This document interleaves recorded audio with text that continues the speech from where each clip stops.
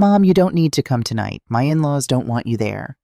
I read the words once, then twice, then 3 times, as if repetition might rearrange the letters into something that made sense, something that didn't feel like a fist closing around my throat. The silk dress I'd chosen hung on the back of my bedroom door, navy blue, with delicate embroidery along the collar. The gift I'd commissioned 3 months ago sat wrapped on my bed, a hand-carved calligraphy piece from a renowned artist framed in cherry wood. The party I had paid for every single dollar of it was happening in exactly 4 hours, and I wasn't invited. My hands trembled as I lifted my phone to call Raphael. The screen showed his smiling face, a photo from 2 years ago when he still looked at me like I mattered. The call rang once, twice, then clicked to voicemail. I tried again. Declined. I set the phone down carefully on my vanity as if it might shatter. As if I might shatter. In the mirror before me, a woman stared back that I almost didn't recognize. Not the Barbara who had built a multi-million-dollar home furnishings company from nothing. Not the Barbara who had negotiated deals with suppliers twice her size and never blinked. This woman looked smaller somehow, her shoulders curved inward, her eyes desperate for approval from people who had stopped seeing her years ago. "My in-laws don't want you there." Not "I'm sorry, Mom, we have to postpone." Not "there's been a misunderstanding." Just rejection, clean and cold as surgical steel. Something inside me didn't break in that moment. It woke up. I stood slowly, my reflection rising with me. This woman in the mirror, she had forgotten something important. She had forgotten that before she became someone's mother, someone's checkbook, someone's convenient solution to every financial problem, she had been Barbara Hayes. Builder, fighter, winner. And Barbara Hayes had never lost a negotiation in her life. The request had started the way they all did, with Raphael sitting beside me on the leather sofa in my penthouse living room, his hands clasped between his knees like a child preparing to ask for something he knew was too much. "Mom, can we talk?" I looked up from the quarterly reports I'd been reviewing. My son at 35 still had the same earnest eyes he'd had at 7 when he'd asked me if he could keep the stray cat that had wandered into our yard. I had said yes then, even though I was allergic. I had a feeling I knew where this was going. "Of course, sweetheart. What is it?" He shifted, uncomfortable. That should have been my first warning. Raphael had become increasingly uncomfortable around me over the past 3 years, ever since he'd married Lissa. Not because of anything I'd done, but because of what I represented, a reminder that his wife's family, the Turners, were entirely dependent on my generosity. "It's about Lissa's parents," he began, and I felt my shoulders tighten. "They're getting older, Mom. Their biggest dream is to have a home worthy of them in their final years." Worthy. That word hung in the air between us like smoke. Anthony and Lucia Turner already had a perfectly nice 3-bedroom house in a decent neighborhood. It wasn't enough because nothing was ever enough. Not for Lucia, who had spent the last 3 years comparing her daughter's marriage to those of her jewelry club friends, always coming up short in her own estimation. "They have a home, Raphael," I said carefully. "I know, but—" He looked away, unable to meet my eyes. Another warning sign. "Lissa's been looking at places. Just looking, to see what might be possible someday. There's this beautiful house in Maple Ridge Estates." My coffee cup stopped halfway to my lips. Maple Ridge Estates wasn't just expensive. It was stratospheric. The kind of neighborhood where people drove Maseratis to get their mail and hired landscapers to manage their rose gardens. "Raphael, that's not reasonable," I said, setting down my cup with more force than I intended. "We're in the middle of a major expansion. The Milan contract alone is tying up significant capital." "I know, Mom. I know." He reached out and took my hand, and I felt my resolve already beginning to crumble. This was my weakness. This boy I had raised alone after his father left this man I had sacrificed everything to give a better life. "Just this once. Lissa's parents have done so much for us. They took me in like I was their own son. After this, they won't ask for anything else. I promise." I had heard that promise before. When I'd paid for the wedding that Lucia insisted had to be at the Riverside Country Club. When I'd covered the down payment on Raphael and Lissa's condo. When I'd bailed out Raphael's failing boutique business with funds from the company's emergency reserve. Each time it was supposed to be the last time. "Which house?" I heard myself ask, and watched the relief flood his face. "The one on Sycamore Lane, number 12. Lissa's parents have already been to see it." He pulled out his phone, showing me photos. A sprawling modern mansion with floor-to-ceiling windows, a chef's kitchen with marble countertops, a backyard that could host a wedding. "Already been to see it," I repeated slowly. without discussing it with me first. Well, they didn't want to get your hopes up if it wasn't right, he said quickly. Too quickly. But Mom, you should see Lucia's face when she talks about it. It would mean everything to them. I looked at my son at the pleading in his eyes and wondered when I had become so afraid of disappointing people who had never once worried about disappointing me. When had I become so desperate to be accepted by a family that treated me like an ATM with an inconvenient pulse? Let me think about it, I said, but we both knew what that meant. It meant yes. It always meant yes. 3 days later, I called him back and told him I would handle the purchase. The joy in his voice should have warmed me. Instead, it felt hollow like applause from an empty theater. I didn't know then that I had just bought the rope that would eventually strangle what was left of our relationship. The process of buying the house at Maple Ridge Estates took 3 months, and with each passing week, I watched myself become more invisible.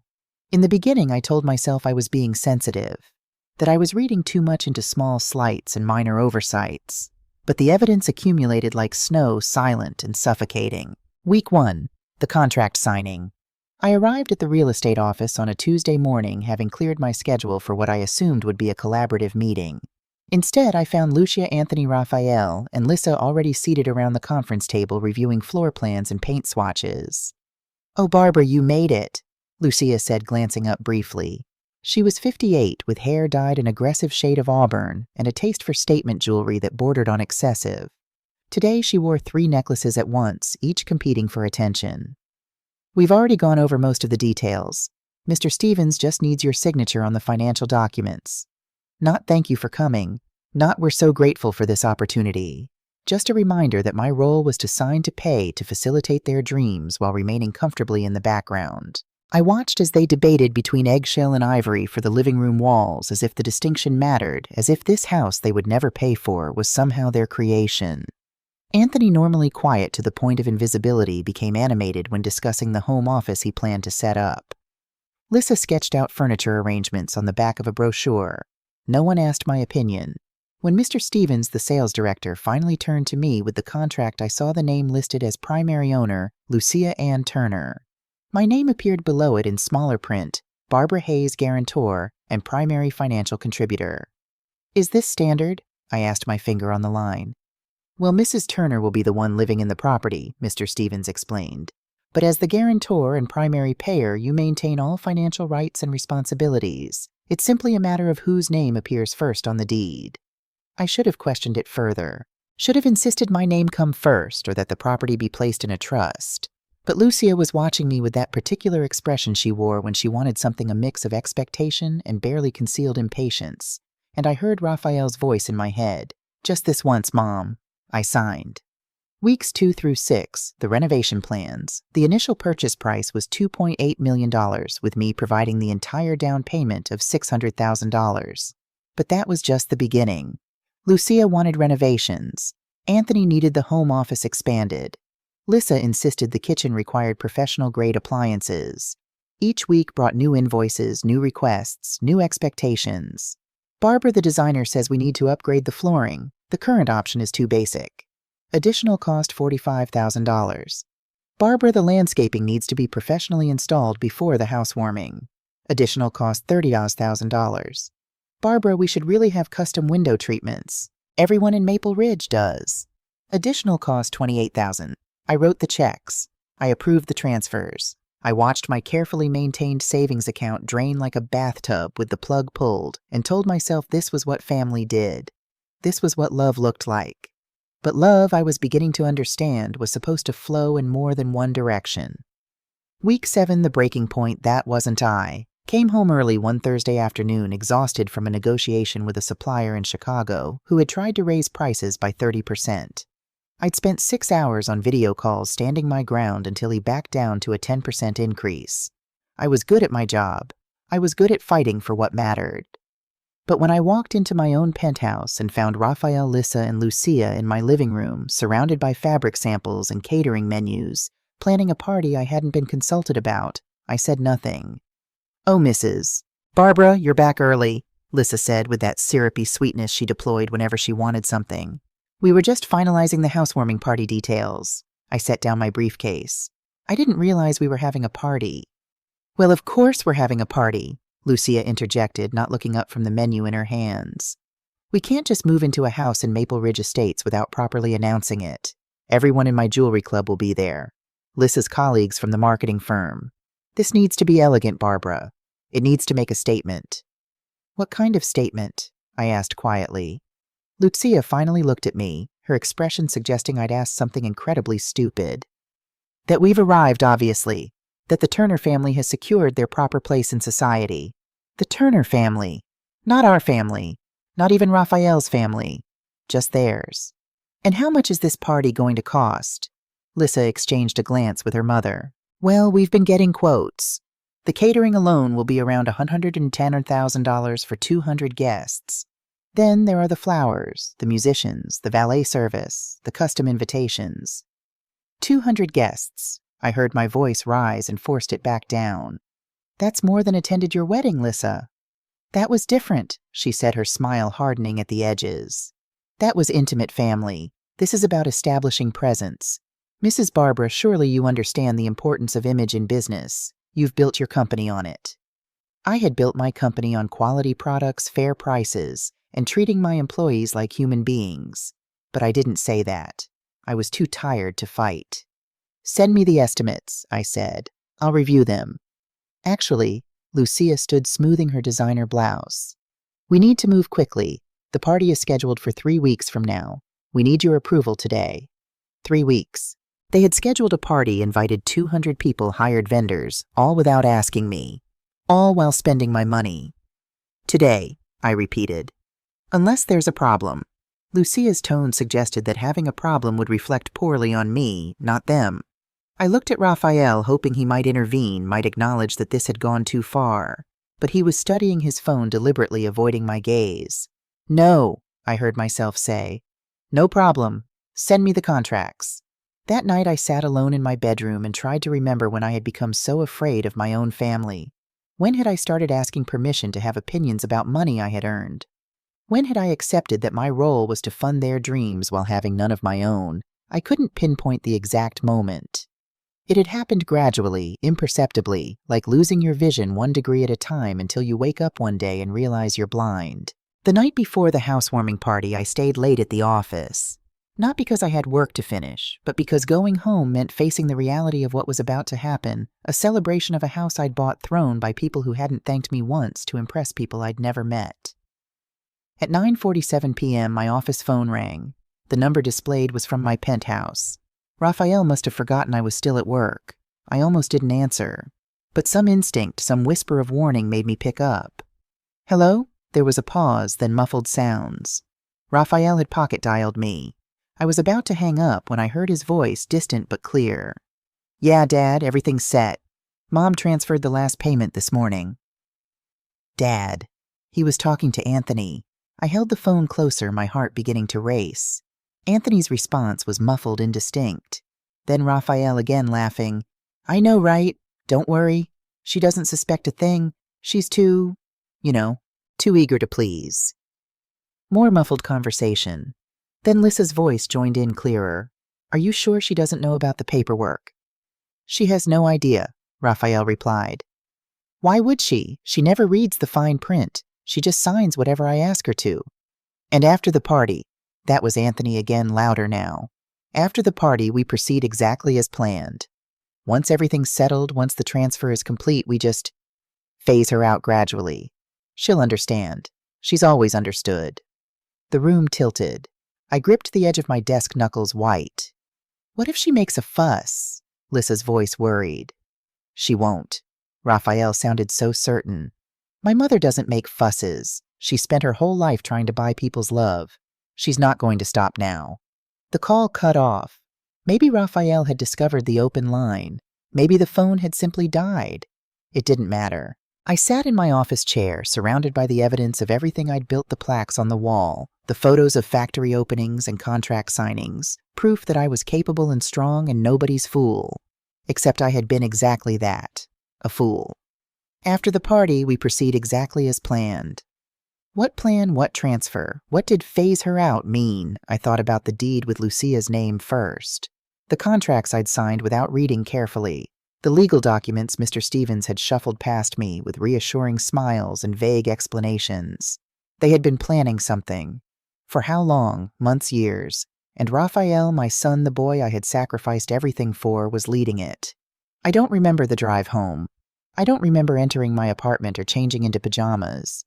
But I remember standing in front of the bathroom mirror, gripping the sink so hard my fingers ached, staring at the woman reflected there. She looked old. Not the kind of old that comes with years, but the kind that comes from being hollowed out from the inside, from giving away pieces of yourself until you're not sure what's left. She's always understood. That's what Raphael had said. As if my understanding, my constant accommodation, my willingness to be used was a given. As if I didn't have a choice. And I realized with a clarity that was both terrifying and exhilarating that I did have a choice. I had always had a choice. I had just been too afraid to make it. I woke on the morning of the housewarming party to sunlight streaming through my bedroom curtains and the absolute certainty that everything was about to change. For 3 hours, I went through the motions of my normal routine. Shower, coffee, light breakfast. I even laid out the navy silk dress, put on makeup, styled my hair. I needed time to think, to plan, to make sure that when I acted decisively. At noon, I called Raphael. "Hey, Mom." His voice was cheerful, unburdened by guilt. "What's up? What time are you picking me up for the party?" A pause. Brief, but telling. "Oh, about that. Let me call you back in a bit. We're just dealing with some last-minute setup stuff." "Of course," I said pleasantly. "I'll be ready whenever you need me." I hung up before he could respond. At 1 o'clock, I tried again. Voicemail. At 2 o'clock, I called Lucia's cell phone. The call connected, rang once, then went silent. Blocked. At 3 o'clock, I called Anthony's number. Same result. I sat on my bed, the expensive gift beside me, the silk dress hanging behind me, and felt the last threads of my denial snap. They weren't going to call. They weren't going to pick me up. The party I had funded, the house I had bought, the celebration of the Turners' arrival in society, all of it was happening without me. Because I was an embarrassment. A reminder that their success wasn't earned but purchased. That their mansion in Maple Ridge Estates existed only because of someone they had spent 3 years teaching themselves to resent. At 4:15 p.m., I picked up my phone and typed out a message to my son. "Sweetheart, I'm ready. What time are you picking me up?" I hit send and watched the status change, delivered. Then read. Raphael had seen my message. He had opened it, read it, and was making a choice about how to respond. The minutes stretched out. 5, 10, 15. My phone buzzed. "Mom, you don't need to come tonight. My in-laws don't want you there." I read it once, twice, 3 times. And then I laughed. It wasn't a happy laugh. It was the laugh of someone who has just realized they've been playing a rigged game, that the rules were never in their favor, and that the only way to win was to stop playing. I stood up, put my phone face down on the vanity, and walked to my desk in the corner of my bedroom. From the bottom drawer, I retrieved my work phone, the one connected to the empire I'd built, the one that had the numbers of people who respected me, who understood my worth.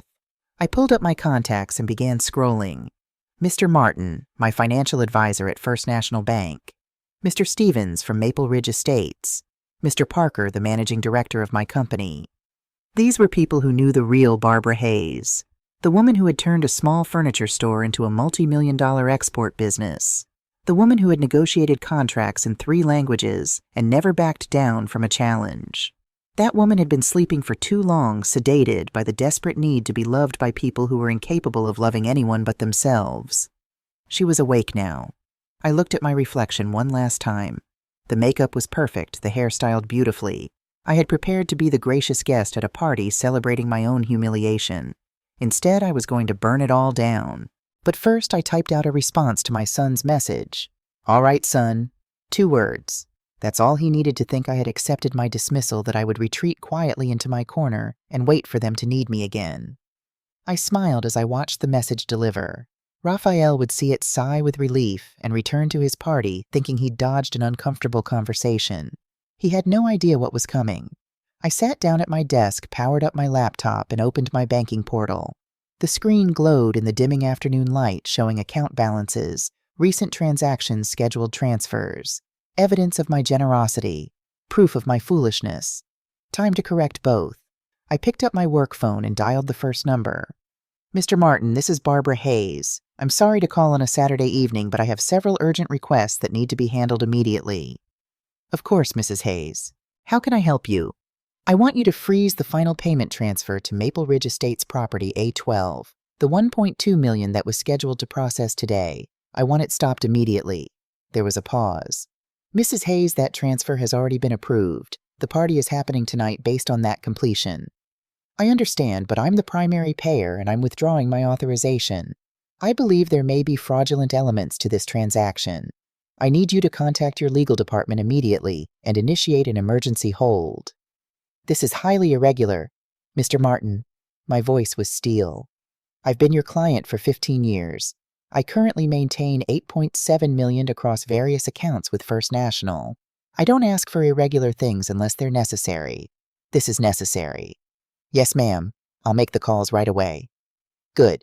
And Mr. Martin, every supplementary credit card linked to my accounts under the name Raphael Hayes, I want them permanently canceled. Not frozen, canceled. Effective immediately. That I can do right now. I'll send you confirmation within the hour. Excellent. I hung up and immediately dialed the second number. Maple Ridge Estates, Mr. Stevens speaking. Mr. Stevens, this is Barbara Hayes, the guarantor and primary payer for property A12. Mrs. Hayes, I hope you're enjoying the celebration. I'm not there, Mr. Stevens, which is interesting considering I paid for everything. His tone shifted. I'm sorry. I've just contacted my bank to freeze the final payment on that property. I'm also formally notifying you that I was coerced into this purchase, that the primary occupants have engaged in deception, and that I'm disputing the transfer of ownership. Mrs. Hayes, this is very serious. The party is currently... Send your security team to the property immediately. Seal it. No keys are to be transferred to Mrs. Turner until this matter is resolved. If your company proceeds with the handover, I will name Maple Ridge Estates as a co-conspirator in fraud. The silence on the other end was deafening. Mrs. Hayes, if what you're saying is true, it's true, and I have evidence. Recorded phone conversations, documentation of deception.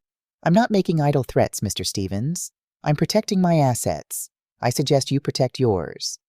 I'll dispatch the team immediately. See that you do. 2 down, 1 to go. Parker here. Mr. Parker, it's Barbara. I need you to prepare termination papers for Raphael Hayes, marketing director position. Effective Monday morning. A sharp intake of breath. Mrs. Hayes, are you certain? Completely. Also the white SUV company vehicle license plate LMP478. I want it repossessed at 6 a.m. Monday morning wherever it's located. And freeze his access to the company payroll account. He no longer works for me. Consider it done. Mrs. Hayes, is everything all right?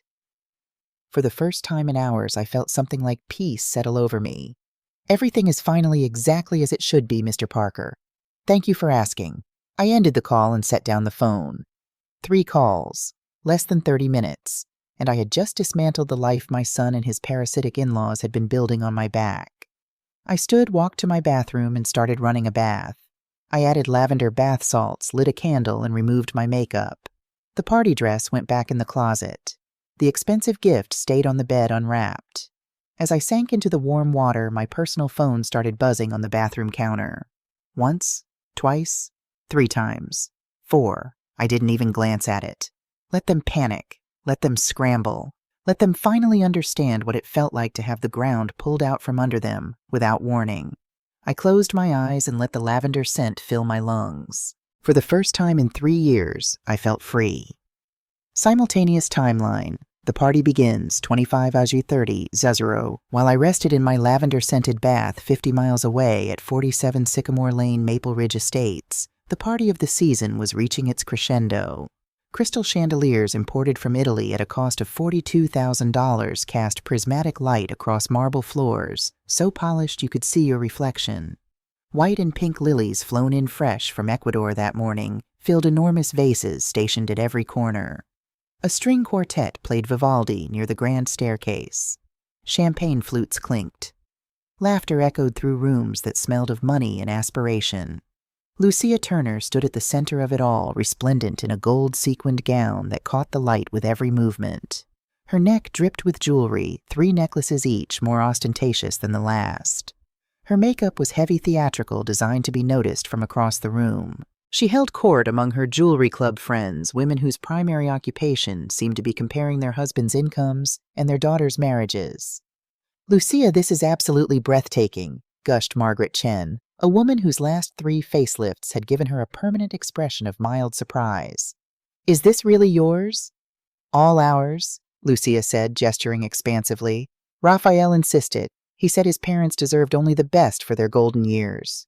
His parents.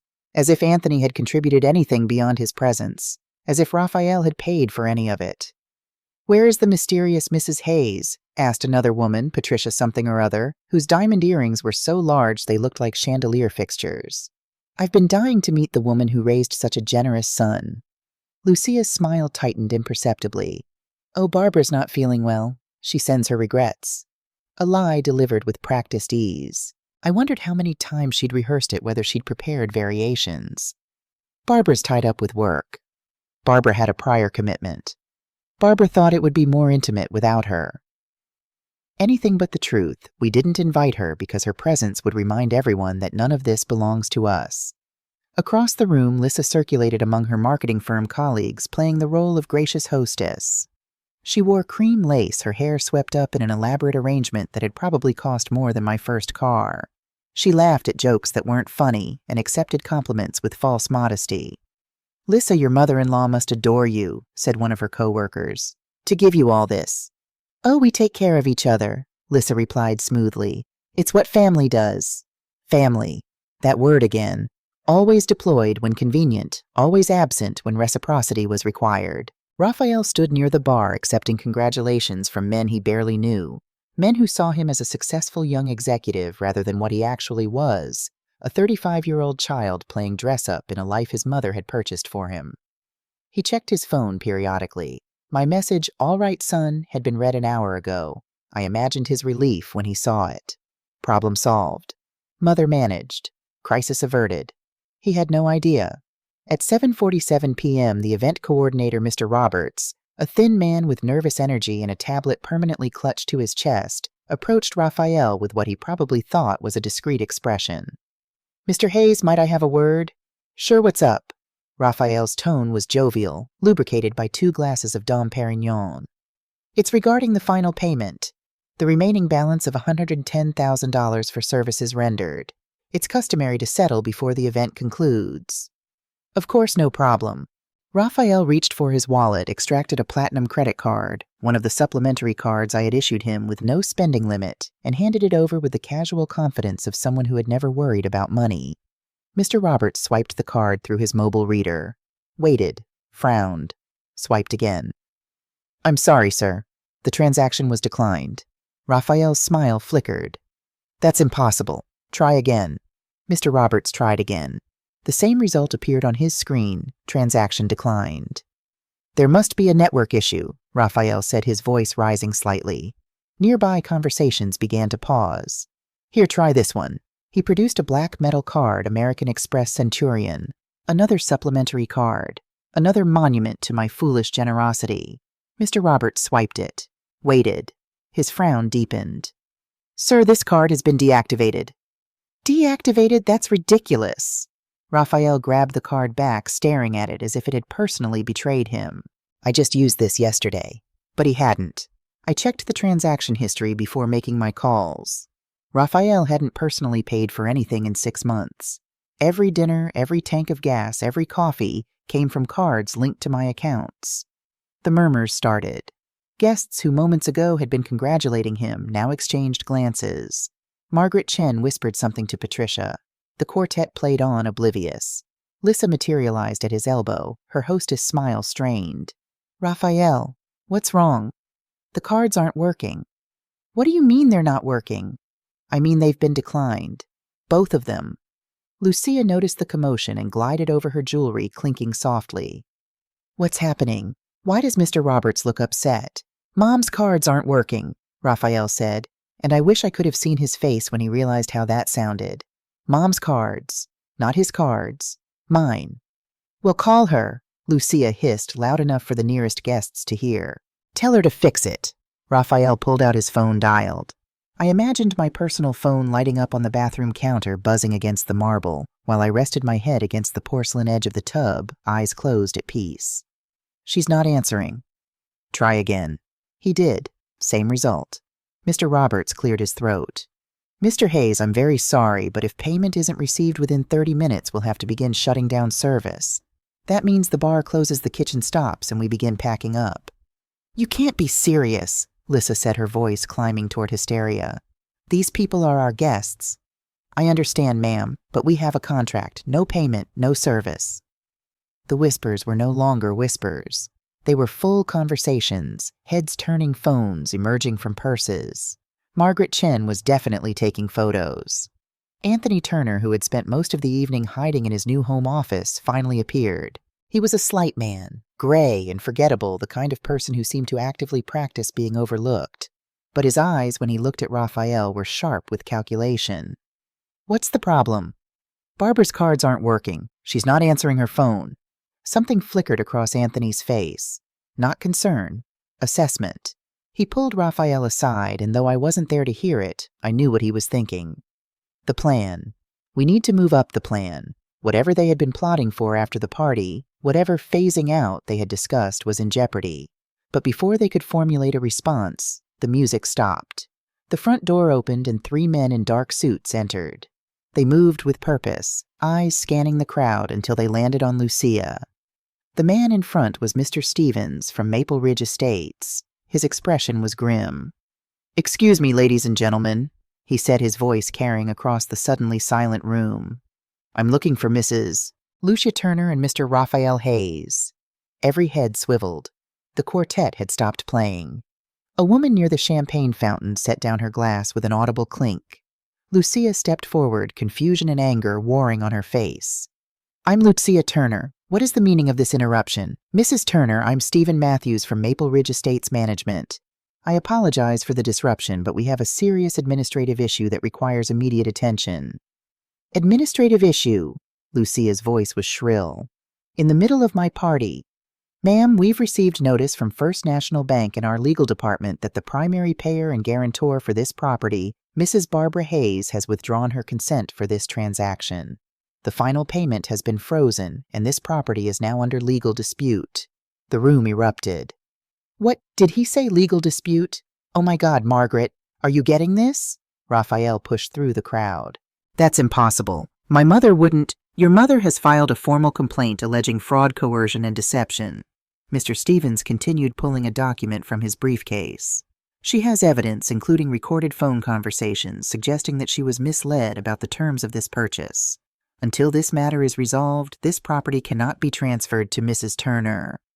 Lucia's face went from red to white to purple in rapid succession. "Recorded phone conversations. That's illegal. That's—" "Actually, ma'am, in this state, only one party needs to consent to a recording, and as the property guarantor, Mrs. Hayes was well within her rights to document conversations regarding this transaction. I hadn't actually recorded anything, but they didn't know that. The fear that I might have was enough." "This is absurd," Anthony said, finally finding his voice. "We have a contract." "You do," Mr. Stevens agreed. "But Mrs. Hayes never signed the final transfer of ownership documents. She only agreed to pay, which she did under false pretenses, according to her legal team. As of this moment, that payment is frozen, and this property is being placed under administrative hold." "What does that mean?" Lissa's voice was small, childlike. "It means, ma'am, that all guests need to leave.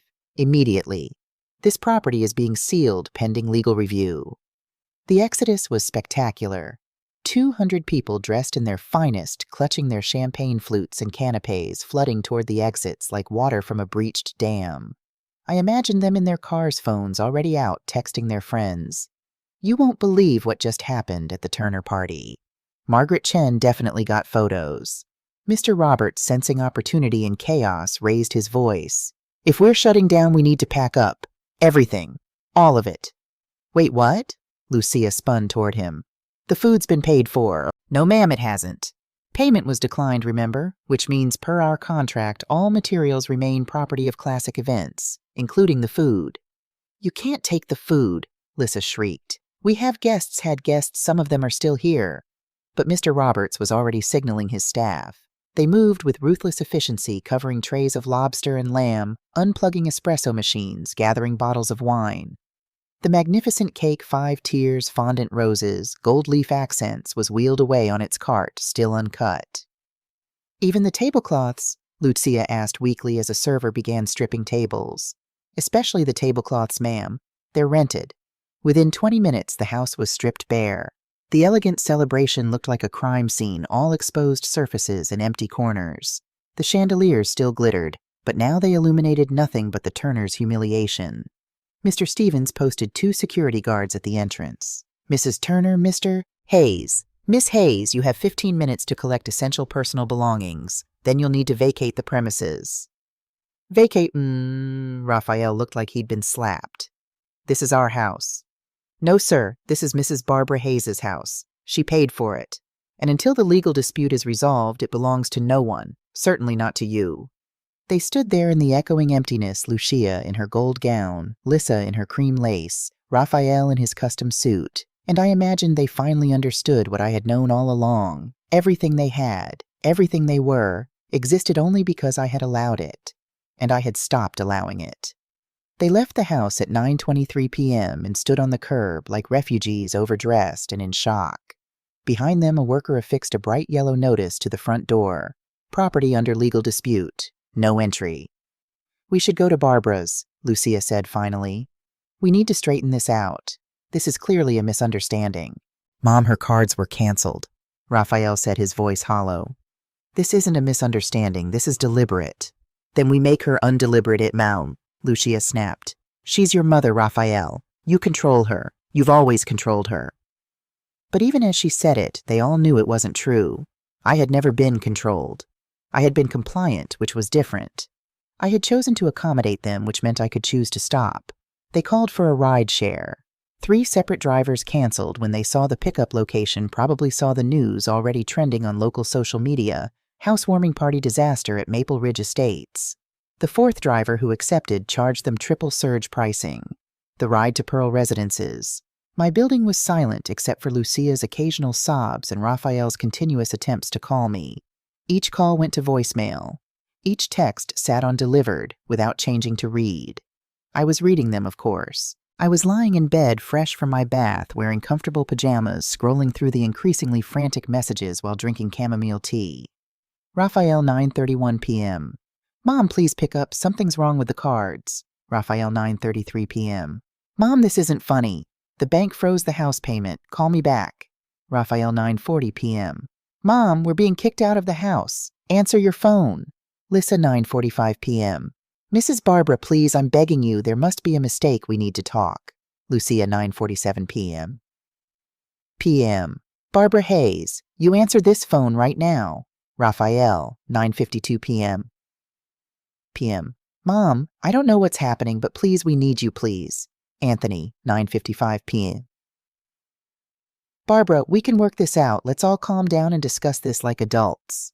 Each message made me smile a little wider. Where was this desperation when they were planning my phasing out? Where were these pleas when they decided I wasn't worthy of attending a party I'd funded? At 10:17 p.m., they arrived at Pearl Residences. Raphael swiped his access card at the entrance. Red light. He tried again. Red light. What the hell? A security guard approached. Can I help you, sir? I live here. My card isn't working. The guard checked his tablet. Mr. Raphael Hayes. Yes. I'm sorry, sir. Your access has been revoked by the property owner. I'll need to call Mrs. Hayes for permission before allowing you upstairs. The property owner. Raphael's voice cracked. She's my mother. Yes, sir. Which is why I need to call her. They stood in the lobby, still in their party clothes. Lucia's makeup running Lissa's elaborate hairdo collapsing while the guard called up to my apartment. I let it ring 3 times before answering. Good evening, Mrs. Hayes. This is security. Mr. Raphael, Mrs. Lissa, and Mrs. Lucia are in the lobby. They don't have access. Would you like me to allow them up? I paused, letting the silence stretch. I could picture them below holding their breath, waiting for my mercy. Let them up, I said finally. I'm waiting. The guard gestured toward the elevator. Go ahead. They crammed into the elevator, all three of them smelling of champagne and desperation and the slow realization that everything had changed. When the doors opened on my floor, my apartment door was slightly ajar. An invitation. Or a trap. Raphael pushed it open.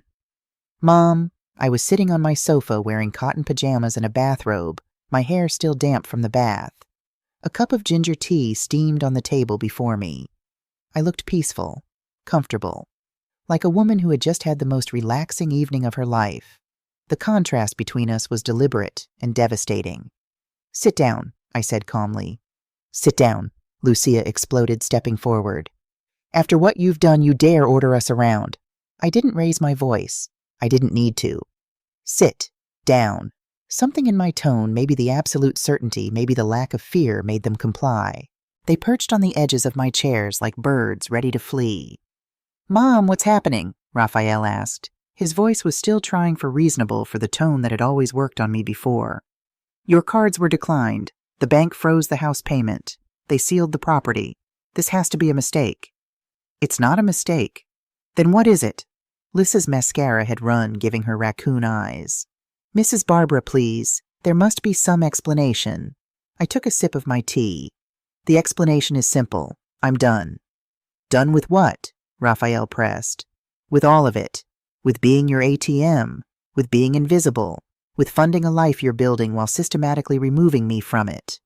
Lucia stood again, pointing at me with a shaking finger.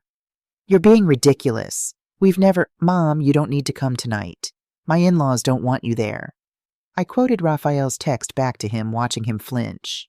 "Those were your words, weren't they? To the party I paid for. At the house I bought. Celebrating the success of people who have treated me like an embarrassing secret." "It wasn't like that," Raphael said weakly. "Then what was it like?" I leaned forward.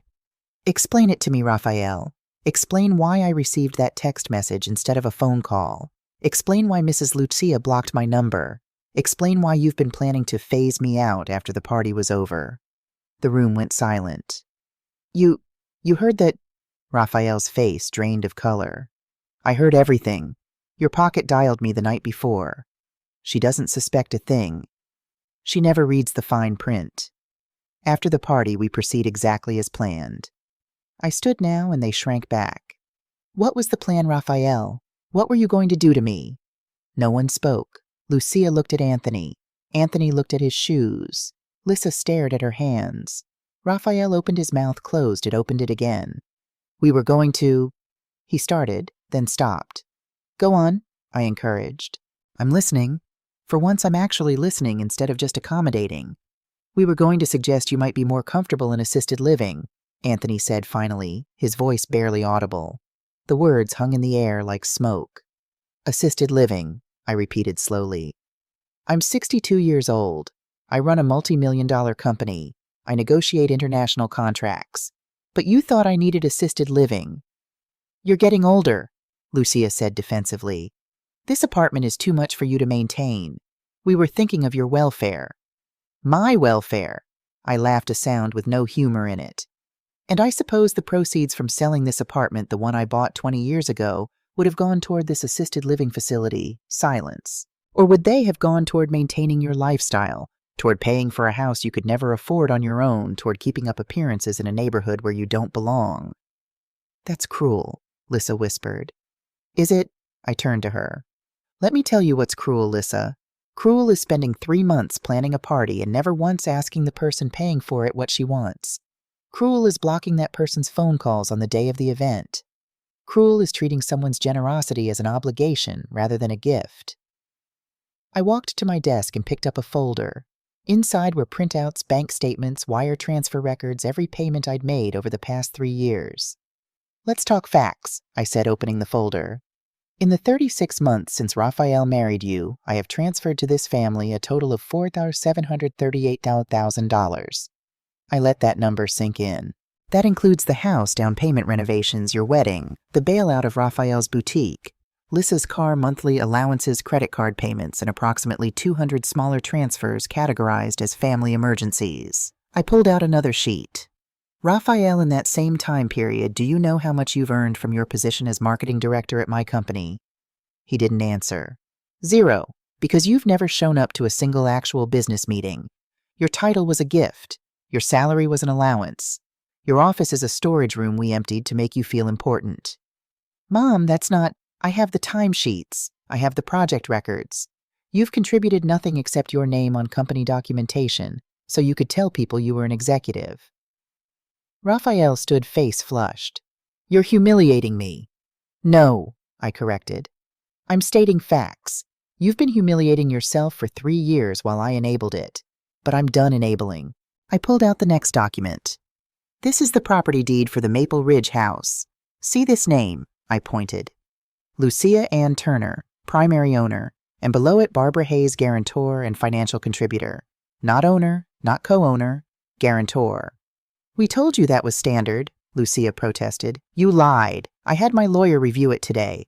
This arrangement is specifically designed to give you equity while protecting you from financial liability. If something went wrong, you'd keep the house, and I'd be responsible for all debts. That's not we didn't, Lucia sputtered. You did. You absolutely did. And I signed it because I was desperate to make you happy, to make Raphael happy to be accepted by a family that saw me as nothing but a resource to be exploited. I pulled out the final document, the one that had taken Mr. Martin all of 20 minutes to prepare. This is a notice of asset separation and inheritance revocation. It's been filed with the probate court and my legal team. Effective immediately, all financial support to this family ceases. All supplementary credit cards are canceled. All monthly transfers are stopped. The company SUV will be repossessed Monday morning. Raphael's employment is terminated. You can't do this, Raphael said, but his voice lacked conviction. I already have. And regarding the house, the one you're so desperate to keep, I've filed a claim disputing the transfer. My lawyer is very confident that given the evidence of deception, the property will revert to me, at which point I'll sell it and donate the proceeds to charity. Charity, Lucia shrieked. That's our house. No, I said quietly. It's my house. It's always been my house. Just like this apartment is my apartment. Just like the company is my company. Just like my life is my life. I walked to the door where 3 large suitcases and 2 travel bags sat. I'd packed them this afternoon while planning my phone calls. Every piece of clothing Raphael had left here, every item of Lissa's, even the spare reading glasses Lucia kept in my guest room. These are your belongings, everything I'm willing to give you. You're kicking us out, Lissa asked, tears streaming. Mrs. Barbara, please, we're family. No, I said. Family supports each other. Family shows up. Family says thank you. You're strangers who happen to share my son's name. Raphael grabbed my hand. I pulled away as if burned. Don't touch me. My voice rose for the first time. You don't get to touch me. You don't get to manipulate me. You had my love, my trust, my money, my everything, and you threw it away because you thought I'd always be too weak to stand up for myself. Mom, please. Tomorrow, my lawyer will deliver the complete documentation. It includes a demand for restitution of all unjust enrichment. That $4.7 million. It's now considered a personal debt owed to my company. You can't pay it, obviously, but it will follow you. It will affect your credit, your ability to get loans, your financial future. You're destroying us, Raphael whispered. No, I'm setting boundaries. Something I should have done years ago. I opened the door wider. Now leave, all of you. Barbara, please. Anthony tried, his voice desperate. We can work this out. We can come to an arrangement. The only arrangement is this. You leave my home and my life. Tonight. Lucia lunged at me, grabbing my arms. You can't do this. You're a monster. I caught her wrists and held them, not roughly but firmly. Don't ever put your hands on me in my own home. Leave, now, or I'll call security and have you removed. My eyes must have conveyed what my voice did not. I was absolutely serious. They gathered their luggage in silence. Raphael looked at me one last time, searching for any crack in my resolve, any hint of the mother who had always given in. He found none. Good night, Raphael. Good night, Lissa. Good night, Lucia and Anthony. The door closed. The locks engaged with 2 sharp clicks that echoed in the hallway. On the other side, I heard muffled voices arguing, crying. I heard Raphael slam his hand against the wall. I heard Lissa's sobs. I felt nothing but relief. I woke at 5:30 a.m., my normal time, and felt lighter than I had in years. The sunrise through my bedroom window was spectacular orange and pink streaking across the sky. I made coffee, real coffee, not the instant stuff I'd switched to because Raphael preferred it when he visited. I played Vivaldi through my speakers loud enough to fill the apartment. At 6:00 a.m., my work phone buzzed with a photo from Mr. Parker, the white company SUV on a flatbed truck, being hauled away from Lucia's old house in the suburbs. Raphael stood in the doorway in rumpled clothes watching it go. Asset recovered. Termination documents will be delivered by courier at 9 a.m. Parker. At 7:30 a.m., Mr. Martin called. Mrs. Hayes, I wanted to give you an update. The property freeze is holding. Maple Ridge Estates has suspended all transfer proceedings pending legal review. They're cooperating fully. No one wants to be accused of facilitating fraud. Excellent. Also, I reviewed the documents you requested regarding the inheritance revocation. Everything is filed and legal. As of this morning, Raphael Hayes has no claim to your estate. Thank you, Mr. Martin. Mrs. Hayes, if you don't mind my asking, are you all right? I smiled. I'm better than I've been in a very long time. At 9:00 a.m., my personal phone started ringing. Raphael. I let it go to voicemail. He called 6 more times, each time voicemail. The texts started arriving. Raphael, 9:15 a.m. Mom, please, we need to talk. This has gone too far. Raphael, 9:22 a.m. They took the car. They delivered termination papers. Mom, you can't do this. Raphael, 9:34 a.m. We have no money, no way to pay rent. Lucia is sick. Mom, please. Lissa, 10:03 a.m. Mrs. Barbara, I'm begging you. We made mistakes, but we can fix this. Please give us another chance. Lucia, 10:47 a.m. You will regret this, Barbara Hayes. You will die alone and unloved. This is elder abuse. That last message made me laugh out loud. Elder abuse. I was 62, running a company in perfect health and exercising my legal right to control my own assets. But to Lucia, refusing to fund her delusions was abuse. I deleted the messages without responding. At noon, I had a video conference with my design team in Milan. We discussed the eco-friendly furniture line, reviewed prototypes, and finalized the shipment schedule. It was the best meeting we'd had in months. I was focused, engaged, creative. Not distracted by family drama or guilty about missed calls. At 2:00 p.m., I went to the gym in my building. I hadn't been in 8 months, too busy accommodating everyone else's schedules. I did 30 minutes on the elliptical and felt muscles I'd forgotten I had. At 4:00 p.m., my lawyer called. Barbara, I wanted you to know that Raphael's legal team reached out. He has a legal team. Apparently, he called several attorneys this morning. Only one agreed to take his case, and only on contingency. They're threatening to sue for defamation and wrongful termination. On what grounds? They claim you made false accusations and terminated him without cause. It's baseless. You're the sole owner of a private company. You can terminate anyone for any reason. And you have documentation of his non-performance, but they're hoping to intimidate you into a settlement. Tell them no. Just no. Tell them I'll see them in court if they want to pursue it. Tell them I have recorded evidence of their conspiracy. Tell them I'm countersuing for attempted fraud and unjust enrichment. And tell them that every filing they make will become public record, which means everyone will know that Raphael Hayes is suing his own mother for the right to steal from her. There was a pause. You're really done with them, aren't you? Completely. Good for you, Barbara. Honestly, good for you. That evening I cooked myself dinner. Real dinner, not takeout or frozen meals. Salmon with roasted vegetables and a glass of Pinot Grigio. I ate at my dining table, not in front of the TV, actually tasting each bite. My phone rang 7 more times. I turned it off. At 9:00 p.m., the building's front desk called. Mrs. Hayes, I'm sorry to bother you. There are 3 people in the lobby claiming to be family. They're requesting to see you. Should I send them up? No. They're being somewhat insistent. The older woman is crying. Tell them I'm not available.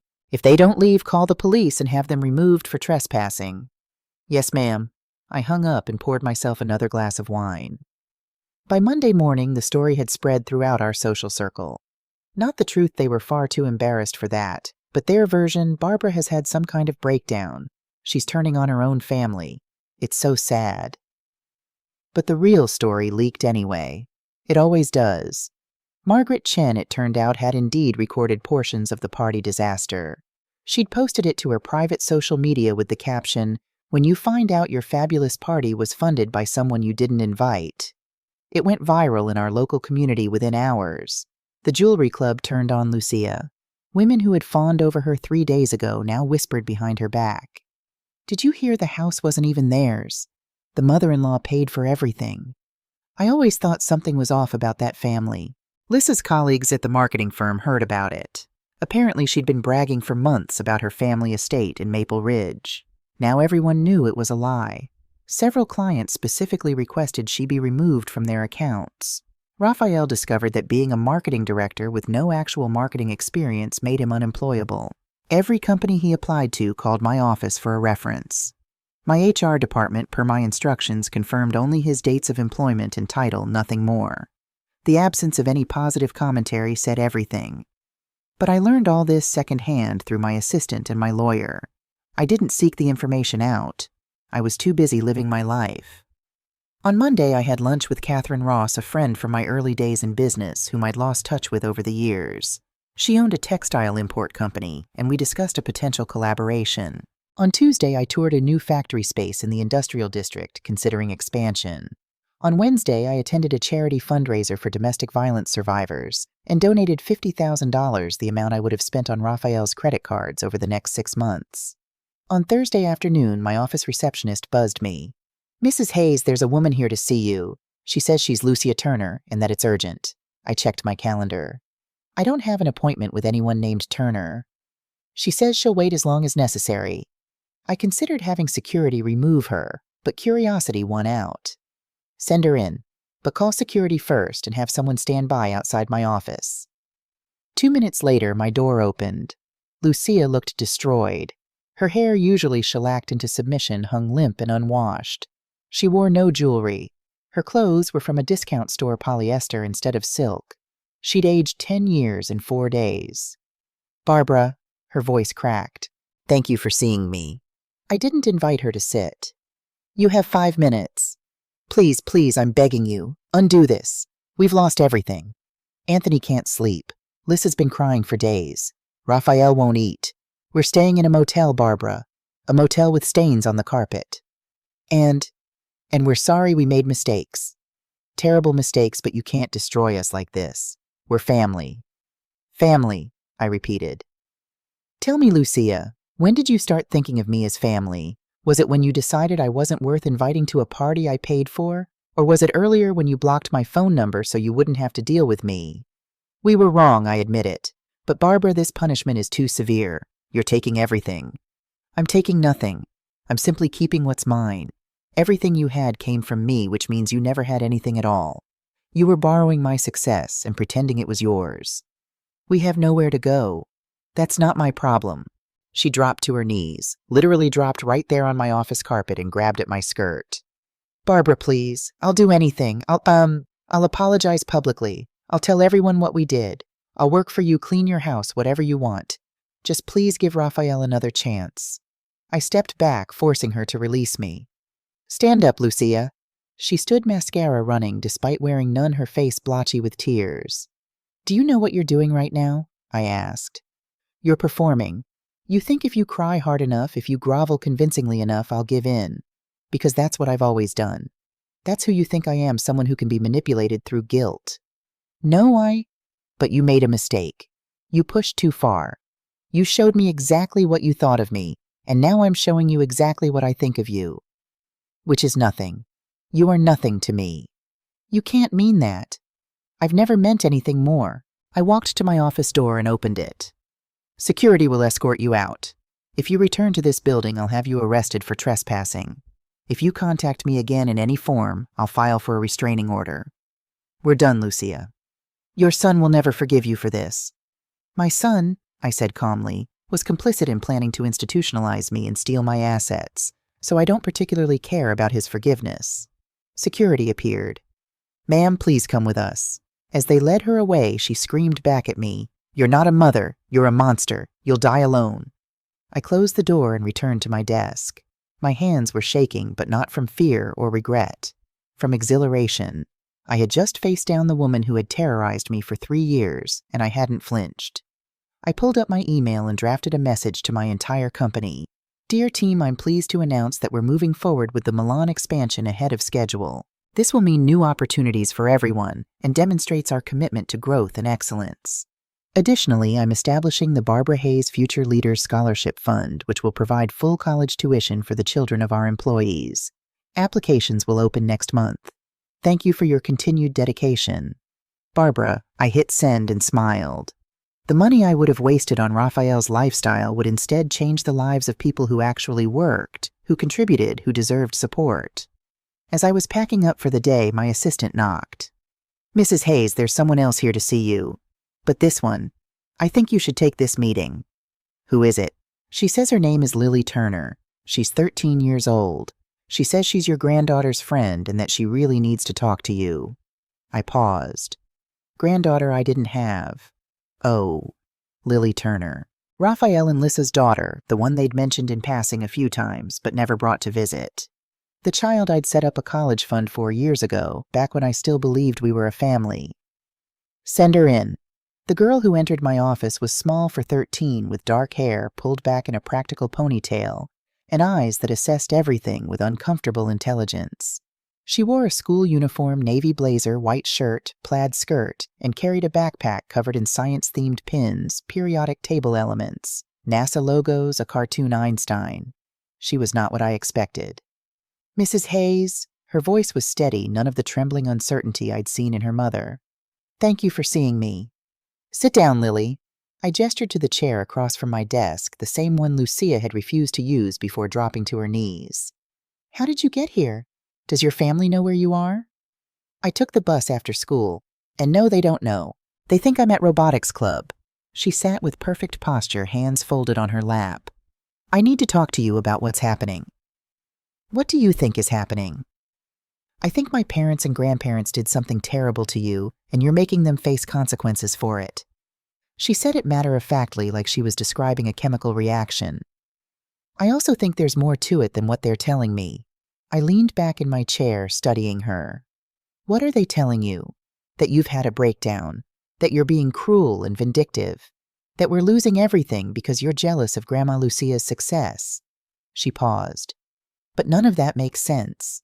Why not? Because Grandma Lucia doesn't have any success. She's never worked. Grandpa Anthony's pension barely covers their old house expenses. And Dad, she hesitated, loyalty warring with honesty. Dad's never been good at keeping jobs. So if we had all this money, it had to come from somewhere. It came from you, didn't it? Smart girl. Dangerously smart. Yes, I said simply. It did. How much? Why do you want to know? Because I need to understand the scope of what they did. I need to know if this is... She searched for words. If this is fixable, or if they destroyed something that can't be repaired. I opened my laptop, pulled up the spreadsheet I'd shown Raphael, and turned it toward her. Over the past 3 years, I've given your family $738,000. That doesn't include earlier gifts, the wedding, the business bailouts, the condo down payment. Just the last 3 years. Lily stared at the screen, her face going pale. She scrolled through the entries, her eyes moving rapidly. The house was $2.8 million, she said quietly. Plus renovations, plus the party. She kept scrolling. Monthly allowances, credit cards, car payments, emergency loans. She looked up at me. They spent almost $5 million of your money in 3 years. Yes. And what did they give you in return? The question hung in the air. What had they given me? Criticism, dismissal, plans to institutionalize me and take everything I'd built. Nothing, I said. They gave me nothing. Lily closed the laptop carefully as if it might break. I'm so sorry. You have nothing to apologize for. Yes, I do. Her voice cracked for the first time. I benefited from it. The money you sent paid for my school, my clothes, my robotics equipment. I've been living off your generosity while they treated you like garbage. Lily, no, please let me finish. She stood pacing now, energy crackling off her like static. I've known something was wrong for months. The way Grandma Lucia talked about you when you weren't there. The way Dad would get nervous whenever you called. The way Mom would practice her grateful daughter-in-law voice before seeing you. She turned to face me and I saw tears in her eyes, but she blinked them back furiously. I heard them planning the party. I heard Grandma say you weren't invited because you'd bring down the energy. I heard them laughing about it. And I didn't say anything because I'm 13 and no one listens to me anyway. Lily, you're a child. This isn't your responsibility. But I knew it was wrong. Her voice rose. I knew it, and I stayed quiet. And now we're living in a motel, and Mom cries all the time, and Dad just stares at the wall, and I know it's all their fault, but I still feel like it's mine too. I stood and walked around my desk, sitting in the chair beside her instead of across from her. Look at me. She did those intelligent eyes swimming with tears she refused to shed. What your parents and grandparents did is not your fault. You are not responsible for adult decisions made by people who should have known better. Do you understand me? But do you understand me? Yes, ma'am? Good. I pulled a tissue from the box on my desk and handed it to her. Now tell me why you really came here. It wasn't just to apologize. She wiped her eyes, composure returning. I came to ask if there's anything I can do to make this better, to fix it even partially. Because you set up a college fund for me, I found the papers in Dad's files and you did it years ago before any of this happened. Which means at some point you cared about me, even though we barely know each other. My chest tightened. I had forgotten about that fund established when Lily was 5 automatic contributions from my account every month, currently sitting at just over $180,000. I did, I said softly. I do. Then please, she leaned forward. Please tell me if there's a way to fix this. I don't care about the house or the money or any of it. I just want my family to stop being terrible people. I want my dad back, the dad who used to build model rockets with me, not this hollow person who won't even look at me anymore. I thought about Raphael at 7 asking to keep a stray cat. Raphael at 15 showing me his first business plan sketched on notebook paper. Raphael at 25 graduating college late but so proud thanking me in his speech for never giving up on him. When had that person disappeared? When had he been replaced by this weak, grasping stranger? Lily, I said carefully, I want to be honest with you because I think you're old enough to handle honesty. What your family did to me wasn't just thoughtless or rude, it was calculated. They planned to have me declared incompetent and institutionalized so they could take control of my assets. They were going to erase me from my own life. Her face went white. No. I have evidence. Phone recordings. Documentation. They didn't just hurt my feelings, sweetheart. They tried to destroy me. I didn't know it was that bad. I know you didn't. I took her hand and she didn't pull away. Here's what I can tell you. I don't know if your father can be saved. I don't know if the person he used to be still exists under all the layers of entitlement and weakness. But I know you can be saved because you came here. You asked questions. You wanted the truth even when it was uncomfortable. What do I do now? You survive. You keep going to school, keep excelling at robotics, keep being brilliant. Your college fund is untouchable. I set it up in an irrevocable trust years ago. No matter what happens, you'll be able to go to any university you want. That's your money. It's your future. I squeezed her hand. And I'm investing in people who deserve investment. You deserve it, Lily. You're nothing like them. She started crying, then really crying, and I pulled her into a hug while she sobbed into my shoulder. She smelled like school cafeteria food and teenage girl body spray, and something in my chest cracked open. This was my granddaughter. Not by blood, but by choice. And she was worth saving. Can I ask you something? She said when she'd calmed down. Anything. Can I still see you sometimes not because I want anything, but because... She pulled back, wiping her eyes. Because you're the only adult in my family who's ever treated me like I have a brain. I smiled. I would like that very much. But Lily, your parents can't know. Not yet. It would make things worse for you. I know. I'm good at keeping secrets. She stood shouldering her backpack. I should go. The bus comes in 15 minutes. Lily, I stood too. One more thing. I need you to promise me something. What, Mum? Promise me you'll never let anyone make you feel small. Not your parents, not your grandparents, not anyone. You're worth more than their mistakes. Remember that. She nodded, then did something unexpected. She stood on her toes and kissed my cheek. Thank you, Grandma Barbara, she whispered. Then she was gone, and I stood alone in my office with tears running down my face for the first time since this whole nightmare began. 6 months after the housewarming party that never was, Raphael sat in a 1997 Honda Civic that smelled like French fries and desperation waiting for a ride request to ping on his phone. The driver app he'd signed up for was his third attempt at employment. The first at a retail electronics store had ended when a customer recognized him from the news coverage. "Aren't you that guy who sued his own mother and caused a scene?" The second telemarketing had lasted 2 weeks before his supervisor fired him for lack of enthusiasm. Now he drove strangers around for $8.50 per ride, after the company's cut barely making enough to cover the car rental fee of $45 per day. His phone buzzed. Pick up at 42nd and Madison. Destination airport. Finally a long ride that might actually pay. He pulled up to find a businessman in his 50s expensive suit leather briefcase, the kind of person Raphael used to pretend to be. "Airport," Raphael confirmed. "Terminal B." The man climbed in immediately, opening his laptop. They drove in silence for 10 minutes before the man spoke. "You look familiar. Do I know you?" Raphael's stomach dropped. "I don't think so." "No, I definitely recognize you. Are you in business?" The man squinted at him in the rearview mirror. "Wait, Raphael Hayes. You're Barbara Hayes' son. I really need to focus on driving. I worked with your mother on a supplier negotiation last year. She's remarkable. Absolute steel in a conference room. How is she?" "I don't know," Raphael said quietly. "You don't know, but you're her son." "We don't speak anymore." The man went quiet, and Raphael could practically hear the gears turning. Then, oh, you're that Hayes. The one who tried to sue her." "I didn't sue her. My lawyer suggested it, and I immediately dropped it." After she countersued for fraud and threatened to make everything public. The man's tone had gone from friendly to arctic. "I remember now. It was all over the business community.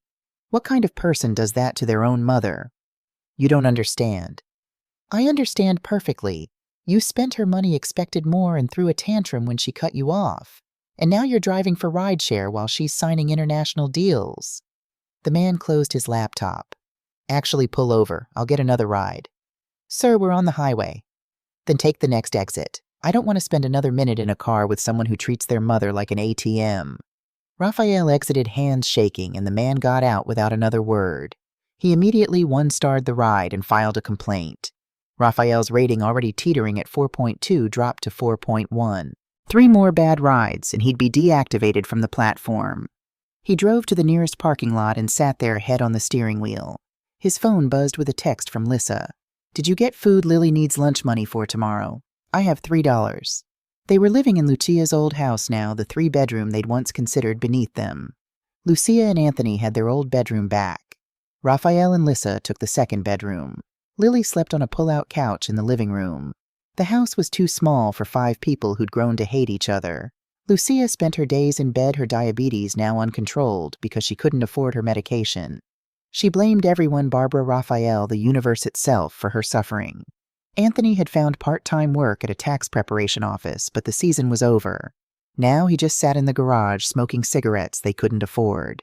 Lissa had been fired from her marketing job 3 months ago. Officially company restructuring.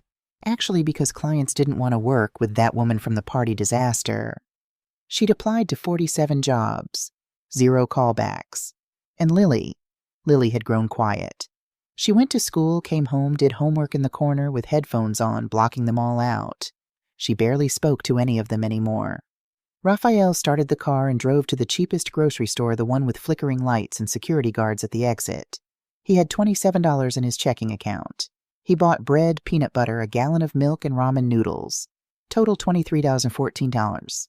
When he got home, Lucia was standing in the kitchen, eyes red. "Did you get my medicine?" "I can't afford it, Lucia. I bought food." "I need my medicine. The pharmacist said it's 340s without insurance. We don't have insurance anymore." "I know. I'm trying. You're not trying hard enough." She slammed her hand on the counter. "If you hadn't been so weak, if you'd fought harder, we'd still have everything." "I fought. Mom countersued. Her lawyers destroyed us." "Because you're incompetent, just like your business was incompetent, just like everything you've ever done." She was crying now, mean crying. "I told Lissa not to marry you. I told her you were nothing without your mother's money. I was right." Raphael set down the groceries and walked out. He got back in the rental car and just drove, no destination, no plan. His phone showed 3 missed calls from his former lawyer, since he'd stopped paying the retainer, probably calling to officially drop him as a client. He pulled up his contacts and scrolled to Mom, the number he'd called 10,000 times growing up. Mom, I made the soccer team. Mom, I got an A on my essay. Mom, can you help me? Always she had helped. Always, until he'd proven he didn't deserve it. His finger hovered over the call button, but what would he say I'm sorry felt too small. I was wrong felt too late. Please take me back felt too honest. He locked his phone and kept driving. 6 months after the housewarming party, I stood on a stage in Milan, Italy, addressing 200 furniture industry professionals at the European Design Summit. The future of sustainable furniture isn't just about recycled materials, I said, advancing my presentation slides. It's about creating modular systems that adapt to how people actually live. No more buying new furniture every time you move or your family changes size. Our Flex Living system adjusts to your life, not the other way around. The audience applauded. Several people raised hands for questions. A woman in the front row stood. Mrs. Hayes, your company has grown 340% in 6 months. What changed? I smiled. I stopped investing in things that drained me and started investing in things that fulfilled me. Clear priorities make for clear profit. More applause. After my presentation, I was surrounded by potential partners, investors, journalists. My assistant, Sarah, newly hired brilliant, efficient, fielded business cards and scheduled follow-ups. Mrs. Hayes, you have a video conference with the Tokyo office in 30 minutes, she reminded me. Thank you, Sarah. I excused myself from the crowd and returned to my hotel suite. The room overlooked the Duomo Milan's spectacular cathedral. I'd been traveling for 3 weeks, Milan, Paris, Barcelona, signing deals, opening markets, building the empire I'd neglected while funding other people's dreams. I opened my laptop for the Tokyo call, but first checked my personal email. Mixed in with business correspondence was a message from Lily Grandma B. Got my robotics team to nationals. We're going to Austin in May. I know you're traveling, but wanted to tell you. Also, I got an A on my chemistry final. The extra tutoring you arranged really helped. Things at home are bad, but I'm okay because I know I have you. Love, Lily. I had been meeting Lily secretly every 2 weeks at a cafe near her school. We talked about science college plans, anything but her family situation. I paid for tutoring supplies for robotics, anything that supported her future. The college fund I'd set up now had $220,000, and I'd adjusted my will to ensure she received additional support for graduate school if she wanted it. She was going to escape. I would make sure of it. I typed back nationals. I'm so proud of you. I'll be back by May. Want to come to Austin with me? We can make it a trip. Love, Grandma B. The Tokyo call went well. They wanted to triple their order of our eco-friendly office furniture line. After that, I had dinner with a French textile manufacturer who wanted to partner on our next collection. At 10 p.m., I returned to my suite exhausted but satisfied. I poured a glass of wine and stood at the window looking out at Milan's glittering skyline. My phone rang. Unknown number. I almost didn't answer, but something made me pick up. Hello? Mrs. Hayes. This is Detective Sarah Morrison with the County Police Department. I'm calling about your son, Raphael Hayes. My heart stopped. What happened? Is he hurt? No, ma'am, but he was involved in an incident tonight.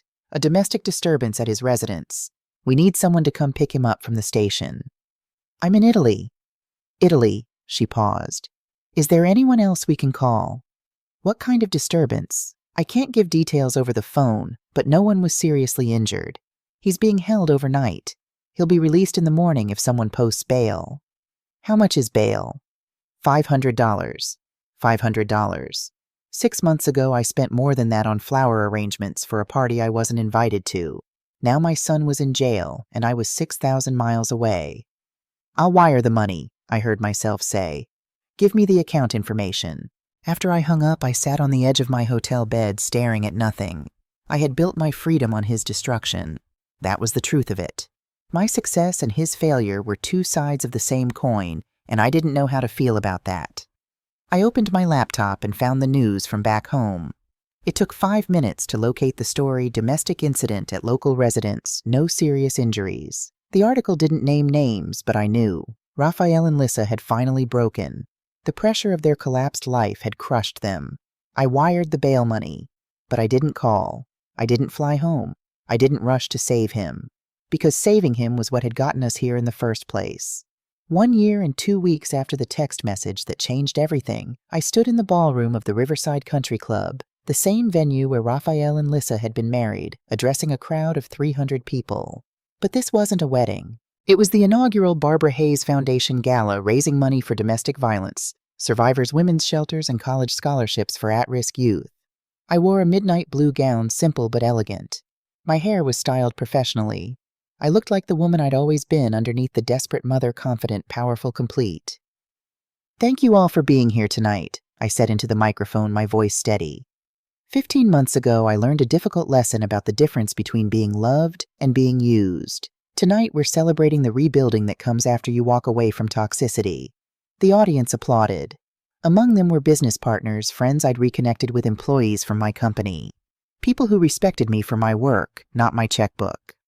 The Barbara Hayes Foundation will provide 3 things: emergency financial assistance for women escaping abusive situations, legal support for those fighting for independence, and college scholarships for young people determined to build better lives than the ones they were born into. More applause. Sarah appeared at my elbow with a note. "Someone's here to see you. Says it's urgent." I nodded and continued my speech. 20 minutes later, after photos with donors and discussions with board members, I stepped into the hallway. Raphael stood there. He looked different, thinner, older. His suit was from a department store, not a designer. His haircut was cheap, but his eyes were different too, clearer somehow, sadder. "Mom," "Raphael," I didn't move toward him. "How did you get in here?" "I bought a ticket. 100, it's all I had, but—" He swallowed. "I needed to see you." "For what?" "To apologize. Really apologize. Not the kind where I'm hoping you'll forgive me and give me money. Just to say I'm sorry." I studied him. "You have 5 minutes." We walked to a quiet corner away from the gala noise. "I've been in therapy," he began. "Court-ordered, actually, after the incident with Lissa. Domestic disturbance, they called it. We had a fight, things got broken, neighbors called the police." "I know. I paid your bail." He looked up, shocked. "That was you. Who else would it be?" I don't know. I thought maybe it was a mistake. Because you hadn't spoken to me in a year, so why would you—" He stopped. "Thank you. I never thanked you." "You're welcome. Keep talking. You have 4 minutes." The therapist made me look at everything. Not just what happened with you, but my whole life. How I never finished anything. How I always took the easy path. How I used your love as a shield against ever having to actually work. He sat down on a bench and I remained standing. "Lissa and I are divorced. Or we will be. She moved to Arizona to live with her cousin. Lily chose to stay here for school. She's living with—" He paused. "Actually, I don't know where Lily's living. She won't tell me. Says it's better if I don't know." "She's safe," I said quietly. "That's all you need to know." His eyes widened. You're helping her?" "I'm helping a brilliant young woman who deserves better than what her family gave her. Just like I deserved better than what you gave me." I know you did." He stood facing me directly. "Mom, I'm not here to ask for anything. I'm not here to beg for another chance. I'm just here to say that you were right to cut me off. You were right to protect yourself. And I'm sorry it took me so long to understand that." "What are you doing now for work?" "I got a job at a warehouse, loading trucks. It's minimum wage, but it's honest.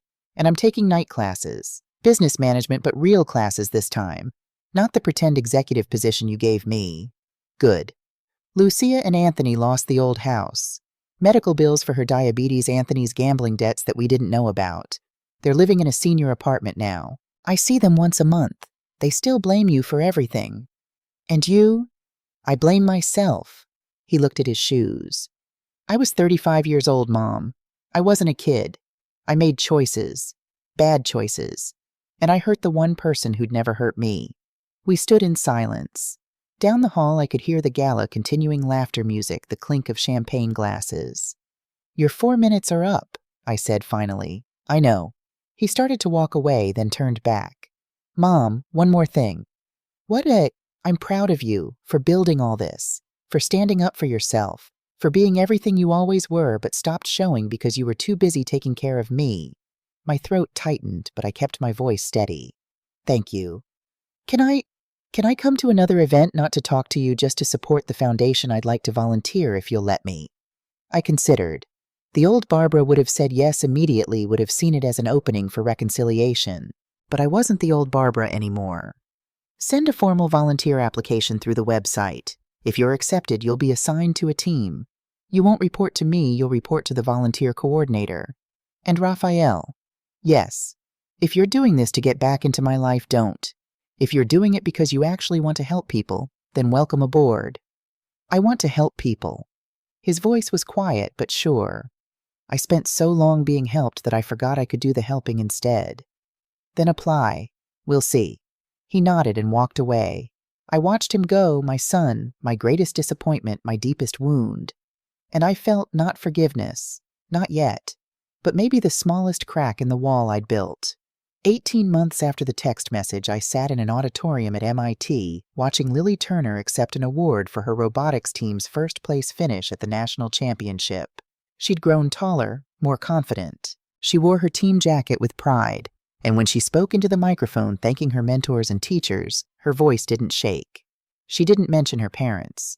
But when she said, "And thank you to my Grandma B, who taught me that you can rebuild anything if you have the right foundation," I felt tears prick my eyes. After the ceremony, we went to dinner at a small Italian restaurant near campus. "So," I said, watching her devour pasta with teenage enthusiasm, "have you decided MIT's robotics program or Caltech's aerospace engineering?" "MIT," she said immediately. "Better East Coast opportunities, plus I'd be close to you, if that's okay." "More than okay. When do we start looking at apartments?"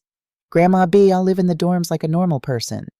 "You'll live in a decent apartment with reliable heat and no bedbugs. Humor me." She laughed, then grew serious. "Can I ask you something?" "Always." "Do you ever regret it?" Cutting Dad off completely. I set down my fork, considering. Do I regret protecting myself? No. Do I regret that it was necessary every day? "He's been volunteering at your foundation for 6 months now. The coordinator says he's good at it. Patient with the people who come in, doesn't try to take credit, just does the work." "I know. I read the reports." "Do you think you'll ever talk to him again? Really talk?" "I don't know, Lily. The trust that was broken wasn't small. It wasn't an argument or a misunderstanding. He and your grandparents tried to have me institutionalized so they could steal my life's work." "I know, and I'm not saying you should forgive him. I'm just—" She pushed pasta around her plate. "I guess I'm asking if people can change. Really change. Because if they can't, then what hope is there for any of us?" I reached across the table and took her hand. "You want to know if your father can be redeemed. I want to know if I should hope for it, or if hoping is just setting myself up for more disappointment." "Hope," I said carefully, "is not the same as expectation. You can hope he becomes better while protecting yourself if he doesn't. The two aren't mutually exclusive." "Is that what you're doing?" "It's what I'm trying to do." I squeezed her hand. "Your father is attending therapy. He's working honestly. He's volunteering. Those are good signs. But I've been burned before, sweetheart. I'm going to move very, very slowly." "That's fair." She smiled slightly. "For what it's worth, I think you did the right thing. Cutting him off. It was the only way he'd ever wake up." "And has he woken up?" "I think so. I have lunch with him once a month. He asks about me, actually listens to the answers. He doesn't ask about you, doesn't try to use me as a messenger. He's just there, being a dad. Finally, something in my chest loosened. "I'm glad." "Me too." She returned to her pasta. "Oh, and speaking of Dad, he's dating someone. A woman from his therapy group.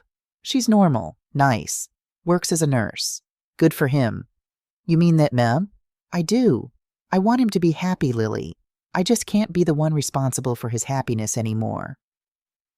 We finished dinner, walked back to her hotel. She was staying with me for the weekend, and I thought about how strange life was. 2 years ago, I would have done anything to keep my family together. Now I'd built a new family from the wreckage: Lily, Sarah, my employees, the women I'd helped through my foundation. A family based on mutual respect instead of obligation. A family that couldn't be bought or manipulated.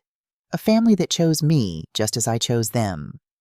2 years after the text message, I received an invitation in the mail. You are cordially invited to the opening of Turner & Associates, a legal aid clinic providing free services to low-income families. Reception to follow. Raphael Hayes, founder. I stared at the invitation for a long time. Turner & Associates. Using Lissa's maiden name. A legal aid clinic, something genuinely helpful. I called Sarah. Clear my schedule for next Thursday evening. The clinic opening. You saw the invitation. It came through the foundation. Mr. Hayes used his volunteer connections to set up the clinic. Several of our board members are helping fund it. And he didn't ask me for money. No, ma'am. He specifically instructed everyone not to involve you financially. He said he wanted to build something on his own. I hung up and looked at the invitation again. Then I picked up my phone and did something I hadn't done in 2 years. I called my son. He answered on the third ring voice, uncertain. Hello. Raphael, it's Mom. Silence. Then hi. I received your invitation. I wasn't sure if I should send it. I didn't want you to think I was asking for money or attention or... I'd like to come if that's all right. More silence. You would... A legal aid clinic is a good thing. It's the kind of work that actually helps people. I want to support that. Mom, thank you. That means a lot. Raphael, I took a breath.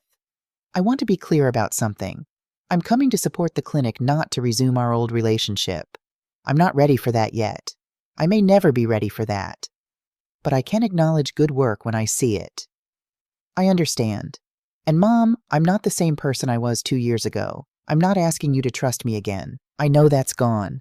I just want you to know that I'm trying. Every day I'm trying. I know, Lily tells me. She does. We have lunch every week. She tells me about your progress, about your girlfriend, about the life you're building honestly. I didn't know you two were that close. We're very close. She's one of the most important people in my life. Good. His voice was thick. She deserves that. She deserves someone stable who shows up for her. Yes, she does. We said goodbye and I sat holding my phone, feeling something I hadn't felt in 2 years, hope. Not the desperate hope of the old Barbara who needed her family to validate her existence, but the quiet hope of someone who had rebuilt herself and might possibly have room for carefully measured reconciliation.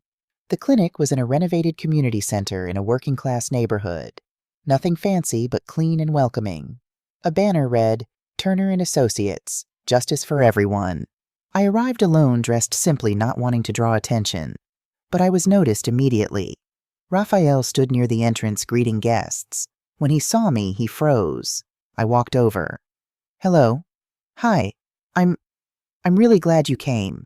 Show me around. He gave me a tour explaining how the clinic would work. We have 3 attorneys volunteering their time. We're focusing on family law, housing disputes, and workers' rights. People who can't afford lawyers but deserve legal protection. Why this why law? Because I saw what your lawyers did to protect you, how powerful good legal representation can be. And I thought about all the people who can't afford that power. Maybe I can give them some of it. We walked through offices, still smelling of fresh paint. I'm not a lawyer, he continued. I'm just an administrator.